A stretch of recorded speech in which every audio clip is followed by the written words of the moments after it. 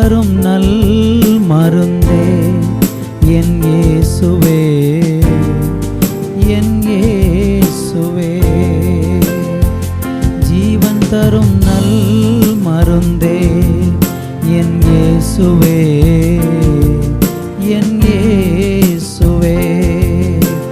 வழியும் சத்தியமும் ஜீவனுமானவர், வழியும் சத்தியமும் ஜீவனுமானவர். நித்திய ஜீவனை நம்மில் தருபவர், நித்திய ஜீவனை நம்மில் தருபவர். ஜீவன் தரும் நல் மருந்தே என் இயேசுவே, என் இயேசுவே. ஜீவன் தரும் நல் மருந்தே என் இயேசுவே, என் இயேசுவே.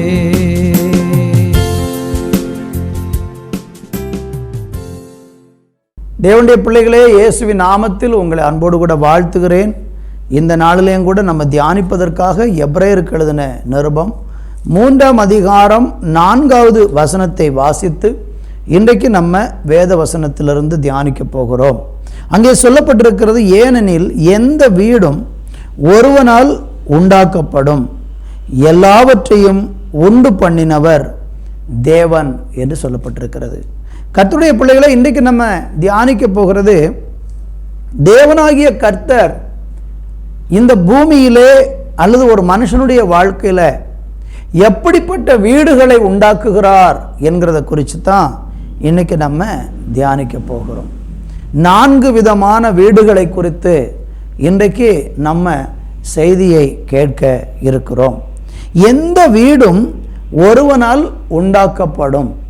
ஒரு வீடு கட்டப்படும் போது அல்லது அந்த வீட்டை உண்டாக்குறதுல, அதை ஏற்படுத்துகிறதுல, அதற்கு பின்னால் உருவாக்கக்கூடிய ஒருவர் இருக்கிறார் என்பதை நாம் இந்த நாட்களில் நன்றாக அறிந்து வைத்துக்கொள்ள வேண்டும்.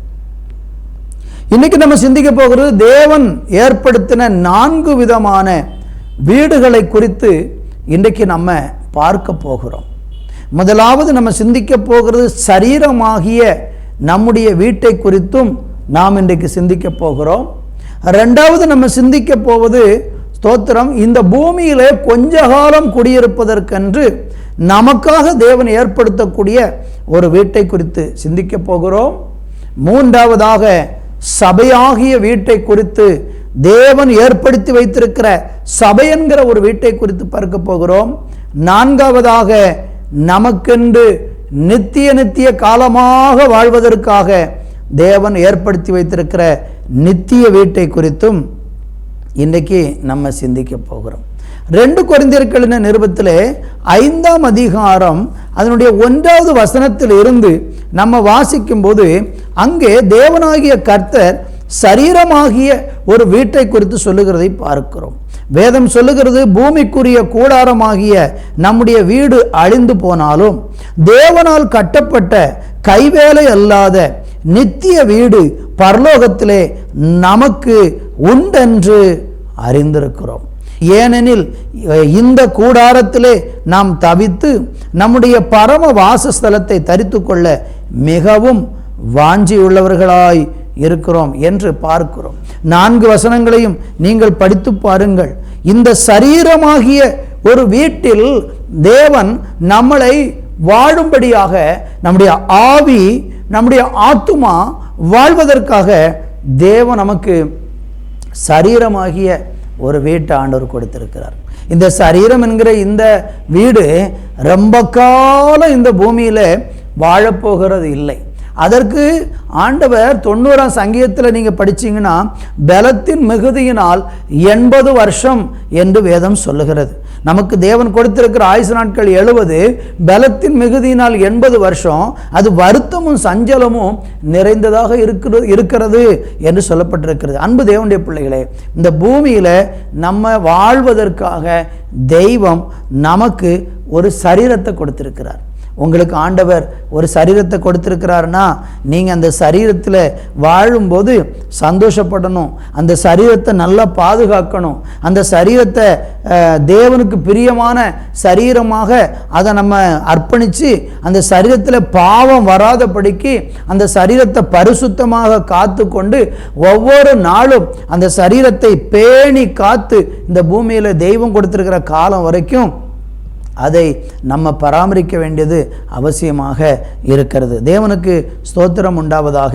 1 கொரிந்தியர் அதனுடைய 6ஆம் அதிகாரம் 20வது வசனத்தை நீங்கள் படித்து பார்த்தீங்கன்னா ஆண்டவராகிய தேவன் அங்கே சொல்கிற ஒரு வார்த்தையை கவனிங்க.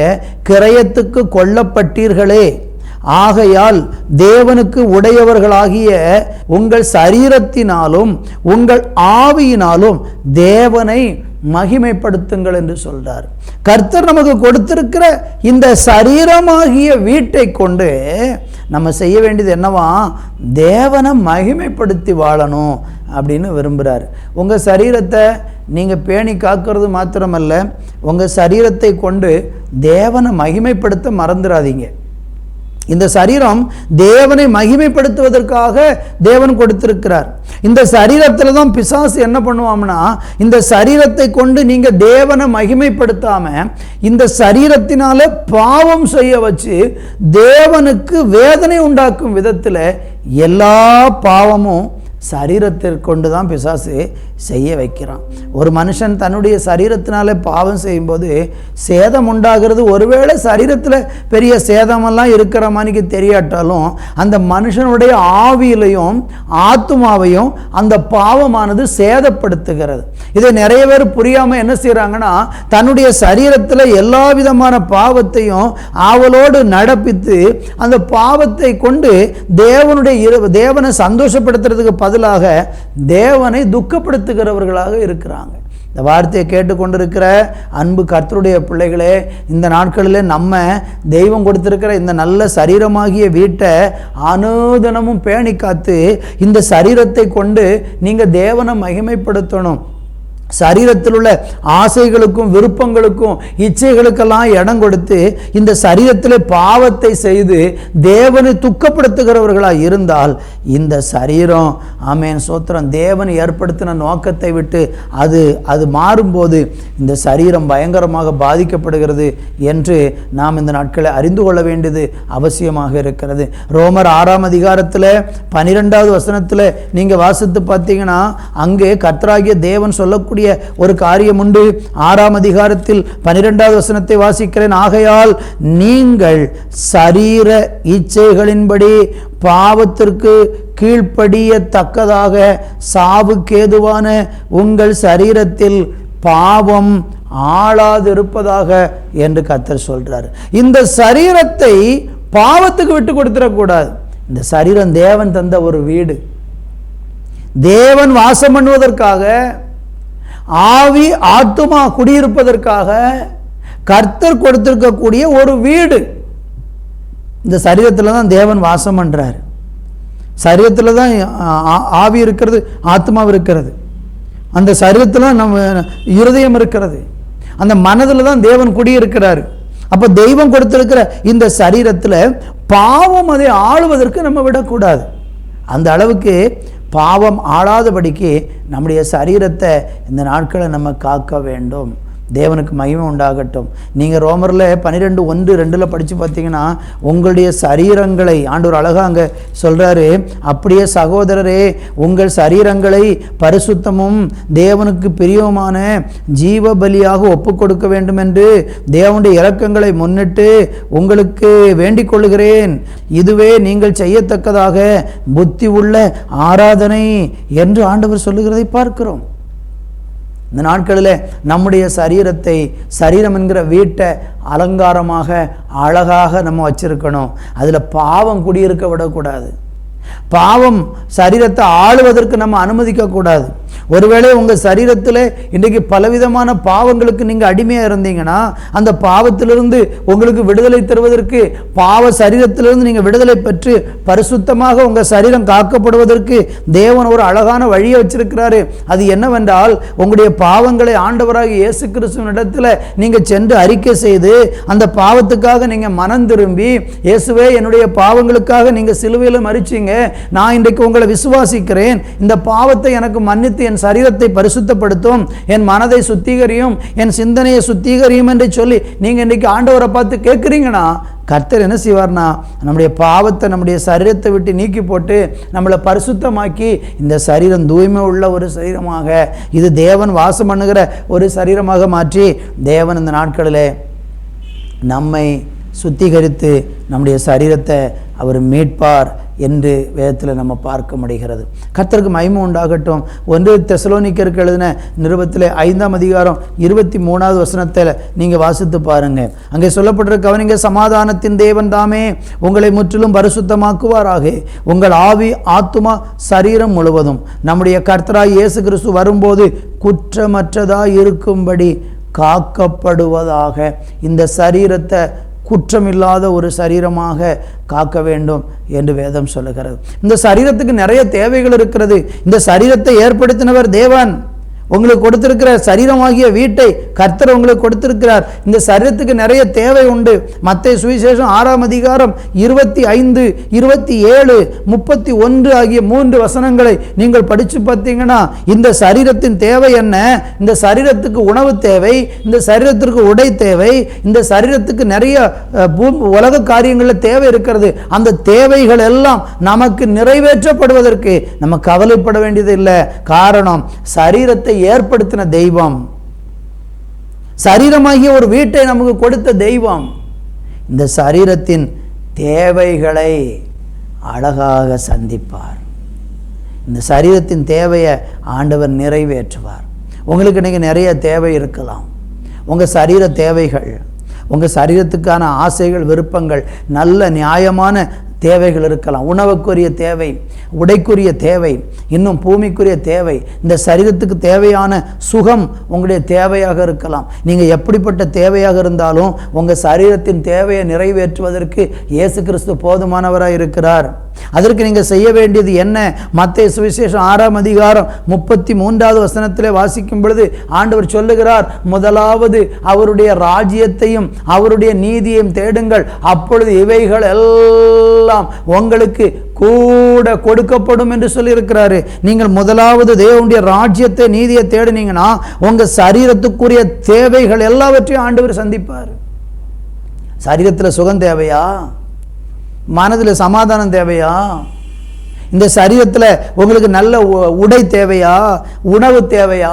இந்த சரீரத்துக்காக என்னெல்லாம் நீங்கள் எதிர்பார்க்குறீங்களோ அத்தனையும் தருவதற்கு இயேசு போதுமானவராக இருக்கிறார். பாவத்தை தவிர, பாவ சந்தோஷத்தை தவிர, பாவ இச்சைகளை தவிர, பாவ காரியங்களை தவிர தேவன் இந்த சரீரத்துக்குரிய எல்லா தேவைகளையும் அழகாக நிறைவேற்றுவதற்கு இயேசு வல்லவராயிருக்கார். இரண்டாவதாக நம்ம பார்க்கும்போது ஆண்டவர் நமக்கு ஏற்படுத்தக்கூடிய இன்னொரு வீடு என்னென்றா, இந்த பூமியில் வாசம் பண்ணுவதற்காக தேவன் நமக்கு ஒரு வீட்டை தர அவர் வல்லவராக இருக்கிறார். 4 விதமான வீடுகளை குறித்து நான் சொன்னேன்.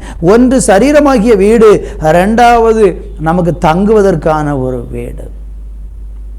இந்த பூமியில் வாழும்போது நமக்கு ஒரு தங்குறதுக்கு ஒரு வீடு வேணும். நிறைய பேருடைய இருதயத்தில் ஒரு ஆசை என்னன்னா, எனக்கு ஒரு சொந்த வீடு வேண்டும். வாடகை வீட்டில், இன்னும் லீஸுக்கு எடுத்து ஒத்திக்கு வாழ இருக்கக்கூடிய வீட்டில், இன்னும் நல்ல சொந்தமாகவும் வாடகைக்கு கூட வீடு இல்லாமல் வழியருகில், கடை திண்ணையில் படுக்கிற எத்தனையோ பேர் இருக்கிறாங்க.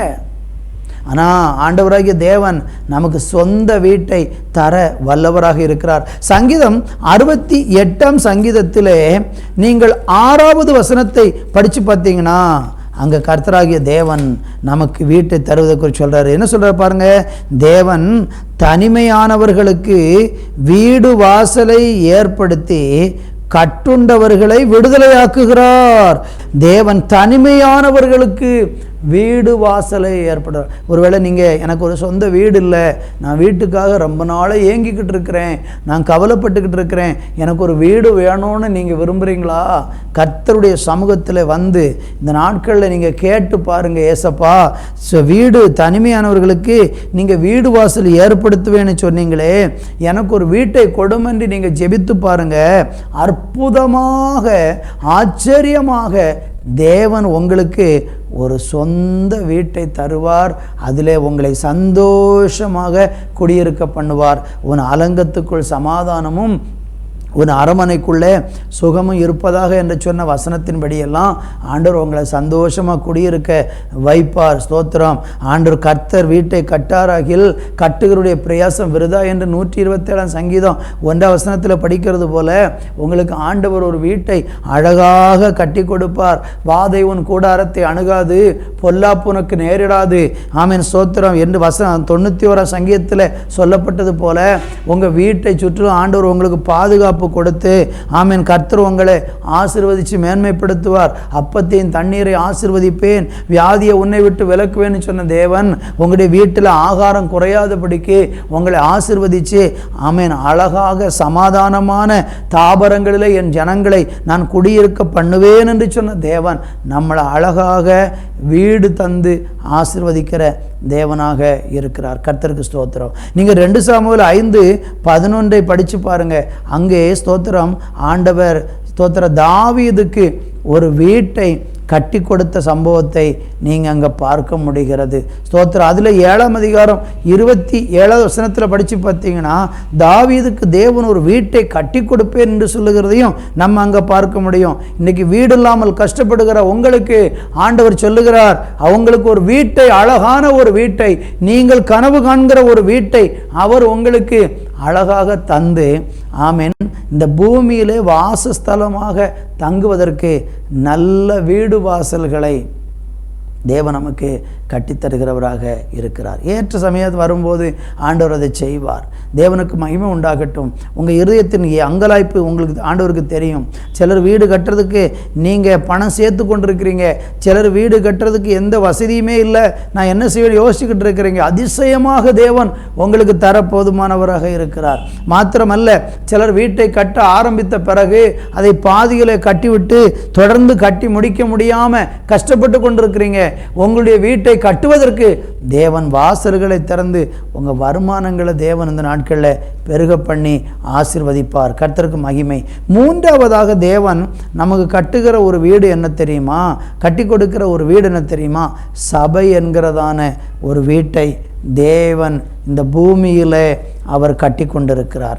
அவருடைய சபையாக கட்டி கொண்டிருக்கிறார். இந்த சபையை ஆண்டவர் எதற்கு கட்டுறார்னா, ரட்சிக்கப்பட்ட தேவனுடைய பிள்ளைகளை எல்லாரையும் அந்த சபையில் கொண்டு வந்து சேர்த்து அவர் சபையில் உலாவி அந்த சபையை அவர் தனக்காக ஒரு மாளிகையாக அவர் கட்டி கொண்டிருக்கிறார். எபேசியர் நிருபம் 2ஆம் அதிகாரம் 19-20 வசனத்தை நான் வாசிக்கிறேன், கவனிச்சு கேளுங்க. ஆகையால் நீங்கள் இனி அந்நியரும் பரதேசிகளுமாய் இராமல் பரிசுத்தவான்களோடு ஒரே நகரத்தாரும் தேவனுடைய வீட்டாருமாய் இருந்து அப்போஸ்தலர், தீர்க்கதரிசிகள் என்பவர்களுடைய அஸ்திபாரத்தின் மேல் கட்டப்பட்டவர்களாயிருக்கிறீர்கள். அதற்கு கிறிஸ்து தாமே மூலைக்கல்லாக இருக்கிறார். அவர் மேல் மாளிகை முழுவதும் இசைவாய் இணைக்கப்பட்டு கர்த்தருக்குள் பரிசுத்த ஆலயமாக எழும்புகிறது. அவர் மேல் நீங்கள் ஆவியினாலே தேவனுடைய வாசஸ்தலமாக கூட்டி கட்டப்பட்டு வருகிறீர்கள்.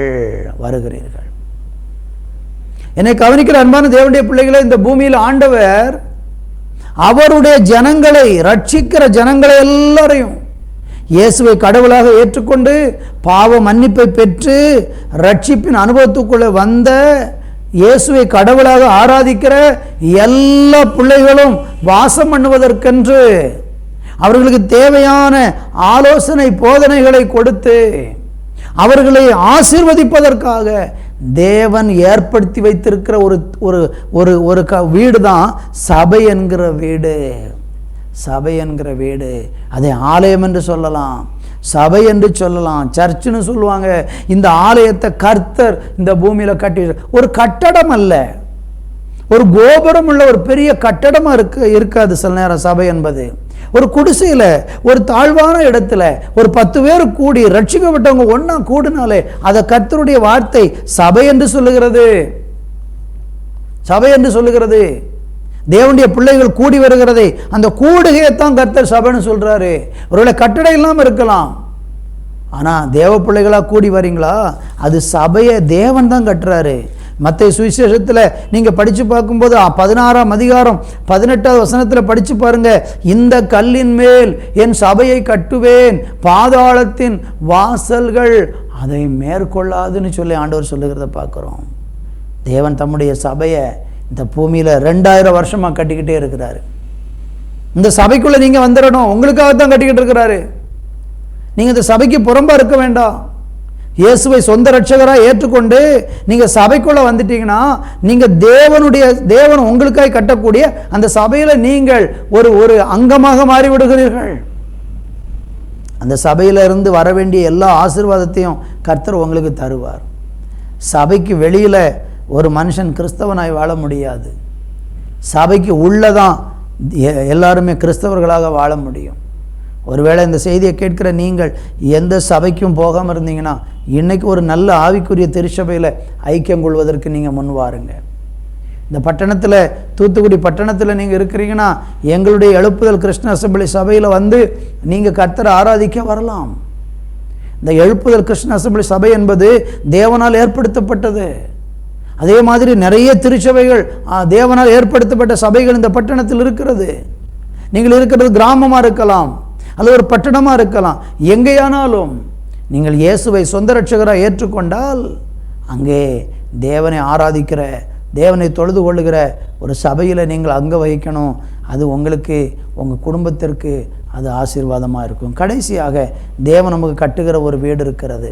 அது என்னவென்றால், தேவன் நமக்கு கட்டுகிற நித்தியமான வீடு என்று வேதம் சொல்லுது. 2 கொரிந்தியர் 5ஆம் அதிகாரத்தில் 1வது வசனத்தை வாசிக்கும் போது அங்கே தேவன் நமக்காய் கட்டக்கூடிய வீட்டை குறித்து சொல்லப்பட்டிருக்கிறது. என்ன சொல்லப்பட்டிருக்கிறது? பூமிக்குரிய கூடாரமாகிய நம்முடைய வீடு அழிந்து போனாலும் தேவனால் கட்டப்பட்ட கைவேலை அல்லாத நித்திய வீடு பரலோகத்தில் நமக்கு உண்டென்று அறிந்திருக்கிறோம். எல்லா மனுஷனுக்காக தேவன் ஒரு நித்திய வீட்டை இந்த நாட்களிலே கட்டி கொண்டிருக்கிறார். அதுதான் பரலோக ராஜ்யம், தேவனுடைய ராஜ்யம் அல்லது மோட்சம், பரலோகம் எல்லாம் அதுக்கு பைபிளில் பேர் இருக்கிறது. ஒரு நித்திய வீடு ஆயத்தமாய் கொண்டிருக்கிறது.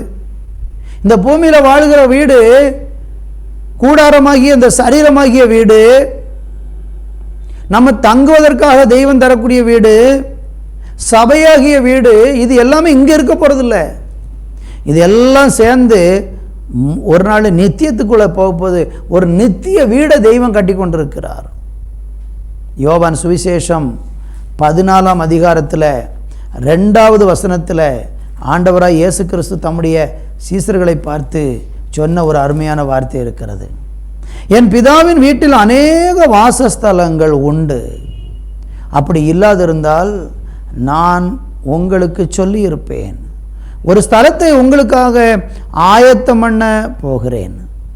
நான் போய் உங்களுக்காக ஒரு ஸ்தலத்தை ஆயத்தம் பண்ணின பின்பு நான் இருக்கிற இடத்திலே நீங்களும் இருக்கும்படி நான் மறுபடியும் வந்து உங்களை என்னிடத்தில் சேர்த்து கொள்வேன்.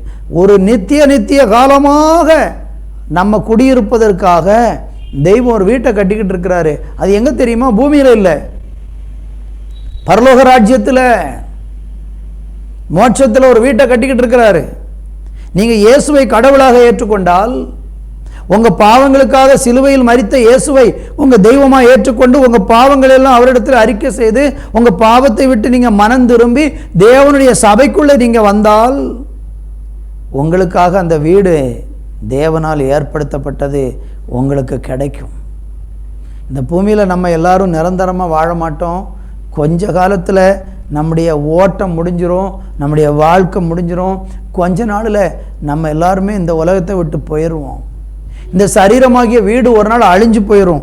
அதான் நீங்கள் படித்து பார்த்தீங்க 2 கொரிந்தியர் 5:1 பூமிக்குரிய கூடாரமாகிய நம்முடைய வீடு அழிந்து போனாலும் இந்த சரீரம் ஒரு நாள் அழிஞ்சு போயிடும். இது அழிஞ்சு போகும்போது இந்த சரீரத்துக்குள்ளே இருக்கிற ஆத்துமா இருக்கு பாருங்க, அந்த ஆத்துமா தேவனால் கட்டப்பட்டிருக்கிற நித்திய வீட்டுக்குள்ளே பிரவேசிக்கும். அங்கே நம்ம நித்திய காலமாக குடியிருக்க போகிறோம். அந்த இடத்துல வேதனை இல்லை, அந்த இடத்துல வியாதி இல்லை, அந்த இடத்துல கண்ணீர் இல்லை, அழுகை இல்லை, புலம்பல் இல்லை. அங்கே நித்திய மகிழ்ச்சி இருக்கும். சஞ்சலமும் தவிப்பும் ஓடி போயிடும். ஆண்டவர் அங்கே நமக்கு ஒரு இளைப்பாறுதலை வச்சிருக்கிறாரு. அங்கே மரணம் இல்லை. அது நித்திய வீடு, அது நிரந்தரமான வீடு. அங்கே போய் சேர்ந்தாச்சுன்னா நம்ம நித்திய காலமாக, கடவுள் எப்படி நித்தியமானவராக இருக்கிறாரோ அதே மாதிரி நம்ம நித்திய காலமாக வாழப்போகிறோம். இந்த வார்த்தையை கேட்டுக்கொண்டிருக்கிற அன்பு சகோதரனே, சகோதரியே, தேவனுடைய பிள்ளை, நீங்கள் யாராக இருந்தாலும் பரவாயில்ல, உங்களுக்கு அந்த நித்திய வீட்டை கடவுள் ரெடி பண்ணிக்கிட்டு இருக்கிறாரு, தயார்படுத்திக்கிட்டு இருக்கிறாரு. அவர் சொல்கிறாரு, நான் வரப்போகிறேங்கிறாரு. அதில் நீங்கள் படித்து பார்த்தீங்கன்னா யோவான் சுவிசேஷத்தில் 14ஆம் அதிகாரத்தில் 3ஆம் வசனத்தை சொல்ல, நான் போய் உங்களுக்காக ஸ்தலத்தை ஆயத்தம் பண்ணின பின்பு நான் இருக்கிற இடத்தில் நீங்கள் இருக்கும்படிக்கு நான் மறுபடியும் வந்து உங்களை என்னிடத்தில் சேர்த்துக்கொள்வேன். இயேசு கிறிஸ்து வரப்போகிறார் 2வது விசை. 2000 வருஷத்துக்கு முன்னால் பூமிக்கு வந்து சிலுவையில் பாடுபட்டு நம்ம எல்லாருடைய பாவங்களுக்காக மரிச்சாரு. அதே இயேசு மறுபடியும் வரப்போகிறாரு. எதற்காக? நம்மளை நித்திய வீட்டில் சேர்த்துக்கிறதுக்காக. அந்த வீடு எவ்வளோ அழகான வீடு தெரியுமா? எவ்வளோ ஆசீர்வாதமான வீடு தெரியுமா? வெளிப்படுத்தின விசேஷத்தில் 21, 22 அந்த அதிகாரங்கள் எல்லாம் நீங்கள் நேரம் எடுத்து படித்து பாருங்கள். அந்த வீடு சந்தோஷம் நிறைஞ்ச, மகிழ்ச்சி நிறைந்த ஒரு வீடாக இருக்கிறது. எபிரேயர் 11ஆம் அதிகாரத்தில் 10வது வசனத்தில் வாசிக்கும்போது ஆபிரகாம் அந்த வீட்டை குறித்து ஒரு அழகான வார்த்தை சொல்லுகிறார். ஏனெனில் தேவன் தாமே கட்டி உண்டாக்கின அஸ்திபாரங்கள் உள்ள நகரத்துக்காக அவன் காத்திருந்தான். இந்த வார்த்தையை கேட்டுக்கொண்டிருக்கிற அன்பு தேவ பிள்ளைகளே, 4 விதமான வீட்டை தேவன் நமக்காக ஏற்படுத்தி இருக்கிறார். 1 சரீரமாகிய வீடு, 2 தங்குவதற்காக இந்த பூமியில் ஒரு வாசஸ்தலமாகிய வீடு, 3 சபையாகிய வீட்டை கட்டிக்கிட்டு இருக்கிறாரு, கடைசியாக நித்திய வீட்டை கட்டிக்கிட்டு இருக்கிறாரு. நீங்கள் இந்த நித்திய வீட்டுக்கு போகிறதுக்கு இப்போதே நீங்கள் தீர்மானம் எடுக்கணும். நீங்கள் இப்போவே மனம் திரும்பணும். இப்போவே உங்கள் பாவத்திலிருந்து நீங்கள் விடுதலை பெறணும். இயேசு கிறிஸ்துவை இரட்சகரும் கர்த்தருமாக இப்பொழுதே ஏற்றுக்கொண்டா அந்த நித்திய வீட்டில் உங்களுக்கு பங்கு கிடைக்கும். ஒருவேளை இந்த நித்திய வீட்டுக்கு போகிறதுக்கு உங்களுக்கு விருப்பம் இல்லாமல், இயேசுவை நீங்கள் ஏற்றுக்கொள்ளாமல், தேவனுடைய சபைக்குள்ளே வந்து கர்த்தரை ஆராதிக்காமல், உங்கள் இஷ்டப்படி உங்கள் சரீரமாகிய வீட்டை எல்லா விதமான பாவத்தினால கெடுத்து நீங்கள் உங்களை அழித்து கொண்டு வாழ்வீர்கள் என்றால் ஒரு நாள் நீங்கள் மரிப்பீர்கள். உங்களுடைய ஆவி உங்களை விட்டு பிரிந்து போகும். உங்கள் ஆத்துமா நித்திய வீட்டுக்கு போகாது, நித்திய நரகத்துக்கு போய்விடும். அந்த நித்திய நரகம், பாவத்தின் சம்பளம் மரணம் என்று வேதம் சொல்லுகிறது. அந்த நித்திய நரகம் வேதனை நிறைஞ்ச இடம், அழுகை நிறைஞ்ச இடம், கண்ணீர், தவிப்பு, சஞ்சலம் நிறைந்த இடமாக அந்த இடம் இருக்கும். நீங்கள் உங்கள் நித்தியத்தை எங்கே கழிக்க போகிறீங்க? உங்கள் நித்திய பரலோகத்தில் கழிக்க போகிறீங்களா அல்லது நித்திய நரகத்தில் கழிக்க போகிறீங்களா? இன்றைக்கு ஒரு தீர்மானம் எடுக்க வேண்டிய அவசியம். இன்றைக்கு நீங்கள் தேவன் பக்கம் திரும்பினால் தேவன் உங்களை இந்த நித்திய ராஜ்யத்தில் என்றென்றைக்குமாக உங்களுக்காக கட்டி உண்டாக்கின அந்த இடத்துல சேர்த்து உங்களை சந்தோஷப்படுத்துவார். அதற்காக நீங்கள் செய்ய வேண்டியது ஒன்றுதான், இயேசுவை உங்களுடைய இரட்சகரும் ஆண்டவரும் கர்த்தருமாக ஏற்றுக்கொண்டு அவரை பின்பற்ற இன்றைக்கு ஒரு தீர்மானம் எடுங்க. நான் இன்றைக்கி உங்களுக்காக ஜெபம் பண்ண போகிறேன். என் கூட சேர்ந்து இந்த ஜெபத்தை பண்ணுங்க. ஆண்டவரே, நான் பாவத்தில் இருக்கிறேன், என் பாவத்தை விட்டு நான் மனம் திரும்பி உங்கள் பிள்ளையாக மாற விரும்புகிறேன். நான் உங்களை இரட்சகராக ஏற்றுக்கொண்டு உங்களை பின்பற்ற விரும்புகிறேன். எனக்கு அந்த நித்திய வீடு வேணும் ஆண்டவரே. இந்த நித்திய வீட்டில் பிரவேசிக்கிற பாக்கியத்தை எனக்கு கொடுங்கப்பா. இந்த சரீரத்தில் நிறைய பாவம் இருக்குது, பாவத்தில் எனக்கு விடுதலாங்க தாங்க ஆண்டவரேன்னு நீங்கள் அவரை நோக்கி மந்தாடி கேட்டு பாருங்கள். இன்றைக்கி உங்களுக்கு உதவி செய்ய போகிறேன். நான் உங்களுக்காக ஜெபிக்க போகிறேன். நல்ல பிதாவே, இந்த வேலைக்காக நன்றி. இந்த வார்த்தையை கேட்டுக்கொண்டிருக்கிற அன்பு பிள்ளைகளுக்காக நான் ஜெபிக்கிறேன். சரீரமாகிய வீட்டை நீங்கள் பரிசுத்தப்படுத்துங்க ஆண்டவரே. தங்குவதற்கு வீடு இல்லாமல் இருக்கிற பிள்ளைங்களுக்கு நல்ல ஒரு வீட்டை அந்த பூமியில் ஏற்படுத்தி கொடுங்க. சபையாகிய வீட்டை நீங்கள் பூமியில் கட்டி கொண்டிருக்கிறீங்க. அந்த சபையாகிய வீட்டுக்குள்ளே உங்களுடைய பிள்ளைகள் வருவதற்கு பாக்கியத்தை கொடுங்க.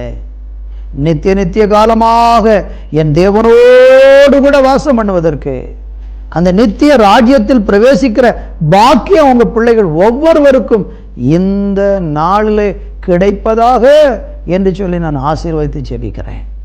அப்படிப்பட்ட கிருபையை ஒவ்வொருவருக்கும் கொடுத்து சமாதானத்தினாலும் சந்தோஷத்தினாலும் நிரப்பி ரட்சிக்கப்பட்டு தேவனுடைய பாக்கியமான மோட்ச ராஜ்யத்தில் பங்கடையக்கூடிய பாக்கியத்தை ஒவ்வொருவருக்கும் கொடுக்க வேண்டும் என்று ஜெபிக்கிறேன். அப்படி செய்கிறதற்காக நன்றி. இயேசுவின் நாமத்தில் பிதாவே, ஆமேன், ஆமேன். தேவனுடைய பிள்ளைகளே, ஆண்டவர் நம்மோடு கூட பேசியிருக்கிறார். மற்றொரு நிகழ்ச்சியில் உங்களை சந்திக்கும் வரைக்கும் தேவ சமாதானம் உங்களோடு இருப்பதாக. ஆமேன், ஆமேன்.